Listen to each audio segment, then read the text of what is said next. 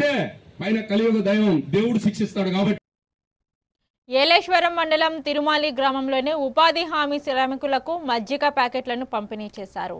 MPP Gollapalli Narasimhamurthy ఆధ్వర్యంలో శ్రీ సీతా ఈశ్వర charitable trust సహకారంతో ఈ కార్యక్రమం నిర్వహించారు. వేసవి వీడిని దృష్టిలో ఉంచుకొని మండలంలోని 12 గ్రామాల ఉపాధి కూలీలకు మజ్జిగ ప్యాకెట్లను అందజేస్తున్నట్లు తెలిపారు.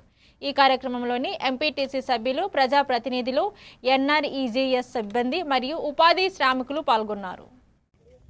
తిరుమాలి గ్రామంలో ఉపాధి హామీ శ్రామికులకి మజ్జిగ పంపిణీ చేసే కార్యక్రమంలో నాతో పాటుగా భాగస్వాములైన మీ ఎంపీటీసీ సభ్యులు పసల సూరిబాబు గారు, అలాగే కాప్షన్ సభ్యులు పసల శాస్త్రిరావు గారు, మరి తెలుగుదేశం పార్టీ యువ నాయకులు సూతి బాబులు గారు, మరి జనసేన నాయకులు, మరి గ్రామంలో ఉన్న ఉపాధి హామీ శ్రామికులందరికీ కూడా ముందుగా నమస్కారం తెలియజేసుకుంటా ఉన్నాను.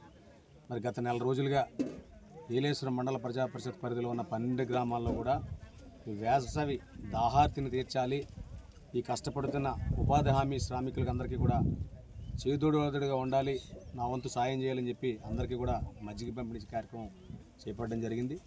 11 గ్రామాలు నేటికి మర్రివీడు, జడ్డింగనవరం, తూర్పు లక్ష్మీపురం, రౌణిపేట, రాయవరం, లింగంపర్తి, భద్రవరం, పేరవరం, సిరిపురం, పెద్దనాపల్లి, ఎర్రవరం ముగించి చివరి రోజుగా ఈరోజు తిరుమాలి గ్రామంలో ఈ ఉపాధి హామీ శ్రామికులకి మజ్జిగ పంపిణీ చేయడం చాలా సంతోషంగా ఉంది.